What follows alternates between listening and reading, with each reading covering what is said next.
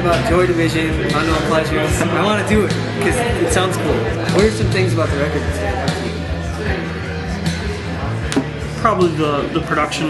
I think Martin Hannett's production on the album is really distinct. The kind of the stark minimalism of it. I mean, really what it is, it's rock and roll sort of deconstructed, you know what I mean? And sort of industrial, sort of echoey soundscapes that he crafted the music around. But it seems to me that the music still has a kind of sort of drive to it, and it's got an ambience, but it's got a drive to it at the same time. So I think that's what stands out most about Unknown Pleasures. You know, there's no other album I don't think that really sounds quite like it. And all the things that do sound like it, you can tell are probably influenced by it or imitations. What is musically distinct about it? I think the bass playing is very distinct. Yep. I actually think a very underrated part of the album is Bernard Sumner's guitar playing. I think even on Closer to the follow-up LP, because the guitar playing is very sort of minimalist, but it still is there. Like, you know what I mean? It's these kind of catchy, pretty simple riffs, but they really do a nice job of augmenting the music, even though the music isn't being primarily driven by it. So I think that's really interesting. Kind of reminds me of that, of maybe like there was a krautrock influence there. You know what I mean? Using the guitar more as like an embellishment than as the main feature of it, and that's what makes Joy Division, like I said, sort of like deconstructed rock and roll kind of.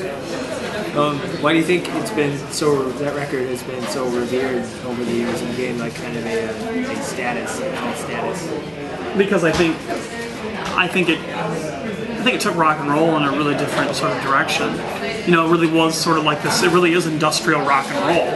You know what I mean? Like, it was at its heart, you know, rock, but then it had this sort of sci-fi dystopian, bleak kind of industrial atrophy, and you can really see it as a byproduct of, you know, Manchester, where they're from. You know what I mean? And like these gray northern dilapidated sort of northern cities in decline. Sounds like a state we live in, huh? Some cities. But yeah, that's what makes it, I think, really different. It captures that sense of sort of like I said, atrophy, decay, and you know, here's all these abandoned warehouses, all this crumbling industrial infrastructure. Now, what are we going to do with it? And maybe from a musician standpoint, why do you think it's had an impact and influence on like your band or just generations of and not just post-punk bands, but more experimental bands too? The influence of different genres. I think Joy Division, and definitely, obviously, New Order, very much so, but even Joy Division, more so probably and closer than Unknown Pleasures, but they were using synths and, you know, other things like the studio as an instrument. And I said that's another influence I think they drew on from krautrock. That Martin Hannett was like some of the, you know, like the great krautrock producer Connie Plank, you know, and using the studio as a kind of instrument. It's sort of like the unofficial fifth member of the band, and I think it really added a lot of layers to the sound. But it didn't make it so open and it's so atmospheric that it lost the drive, and I think it keeps that rock. Because to me, Joy Division is still very much a rock and roll band, but they were a rock and roll band, obviously, with a difference. And I don't know. I think the use of technology. I think the idea of this I mean, it has a very haunted quality. I mean, Ian Curtis's vocals, the lyrics. The kind of mood to the you know, to the album, I think really it almost seems disembodied and dislocated. You know, it's like a spirit looking over at this abandoned factory that it knows will never come back. You know. What kind of impact has the record had on you personally? Like, do you remember the first time you heard it? Yeah. What were you thinking? Yeah. What were you doing? Well, besides probably first heard it when I was 17. And I didn't hear. Well, actually, I didn't hear Unknown Pleasures probably not until a little bit later. But I heard Substance, which has some different versions of some of the same songs, I think. Yeah. So it didn't have quite. Those versions don't have quite the Martin Hannett. I mean, they do, but not to the degree because it didn't use many of the effects. Well, anyways, it was interrupted there. Our fine sugar looks.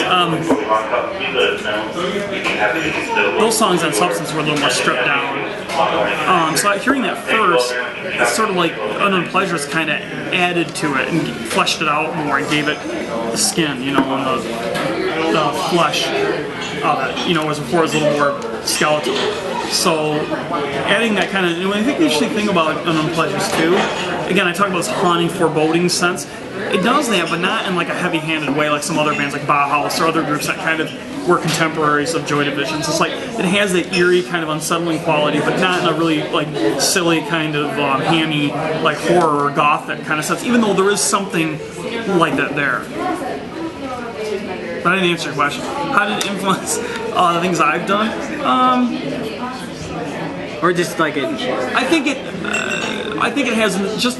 I think in the sense like all post-punk groups, the idea of just having some kind of steady beat, minimal beat, using effects, technology to fill in the gaps. You know, if I don't have, I mean, Joy Division, I think we're a pretty talented group. I'm not musically talented or inclined, but the way they constructed their music was done in such a way where it could make someone like me, an amateur, think that, hey, I could do something sort of like that with the same feel, although it wouldn't have the same technical proficiency. And that's what appealed to me, and that's what encouraged me to you know, make my own music that maybe had a similar, could give off a similar feel, but not necessarily be able to play an instrument to do that. You could use technology and, you know, ideas.